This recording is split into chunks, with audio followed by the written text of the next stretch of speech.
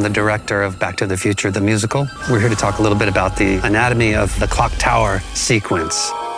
It's such an iconic scene. How are you going to do the clock tower sequence? This cinematic masterpiece done in a theatrical, three-dimensional way. Every single element of the design needs to come together. Everything is important in that moment. I took the sequence from the movie and I literally storyboarded it frame by frame, and I used that as a starting point. And then it became really clear to me that we needed to utilize what the film does brilliantly, which is long shot and close up. It's all the question of picking out and showing the audience what we want them to see. But whilst we're looking at one thing and it's a slight sort of trick of the eye, we're looking at Doc at the top of the tower and he's going off stage left or stage right. We're actually changing the set behind in the dark, and we're moving the car into position, ready to jump cut to Marty driving in the car.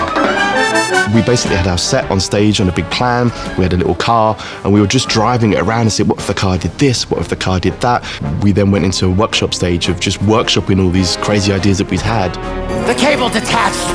I'll have to go up there and reconnect it myself. But Doc, you're afraid of heights! No, Marty, I'm terrified of heights. We had originally a treadmill staircase that Doc would try to run up the clock tower while the treadmill was going.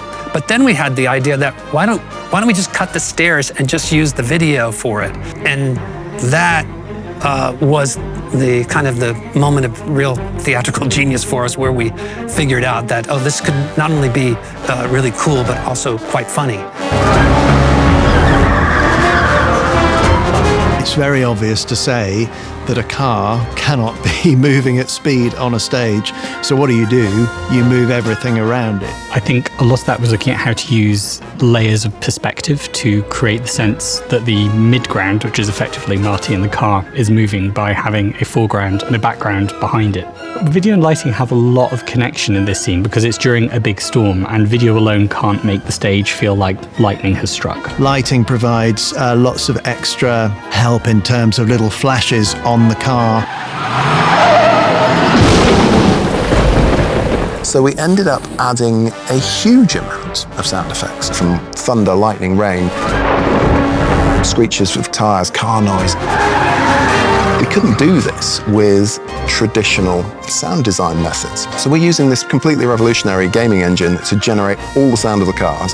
When it's facing towards you, you hear more of the engine. When it spins round, you hear more of the exhaust pipes. And I mean, it was a massive technical thing, and yeah, I believe it's a first. The clock tower sequence in the show is an absolute riot of music. There is a very interesting little detail about this piece, and it's really about how Alan worked with us. He'd take the rushes from the day's rehearsal and he'd write to the rehearsal room picture. I've never had to be so collaborative with a team in order to create something so heightened as the clock tower sequence is.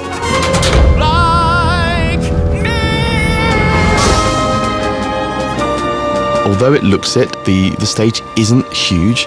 Like, it hasn't got a huge amount of depth.